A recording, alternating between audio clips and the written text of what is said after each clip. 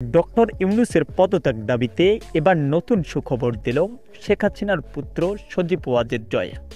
হ্যাঁ দর্শক, আপনি ঠিকই শুনেছেন। হঠাৎ কেনই বা ডক্টর ইউনূসকে নিয়ে মন্তব্য করলেন সজীব ওয়াজেদ জয়?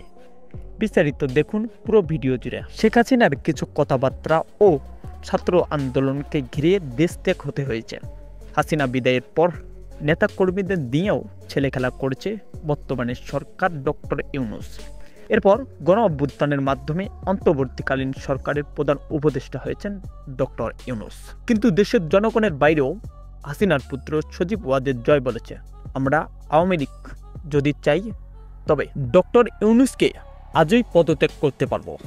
আওয়ামী লীগ কিন্তু দেশ ছেড়ে এখনো কোথাও যায়নি। তো প্রিয় দর্শক, ধন্যবাদ এতটুকু সময় আমাদের সঙ্গে থাকার জন্য, এবং আপনি এ বিষয়টি কিভাবে দেখছেন জানিয়ে দেবেন আপনার মহামূল্যবান মন্তব্যটি ভিডিওর কমেন্ট বক্সে।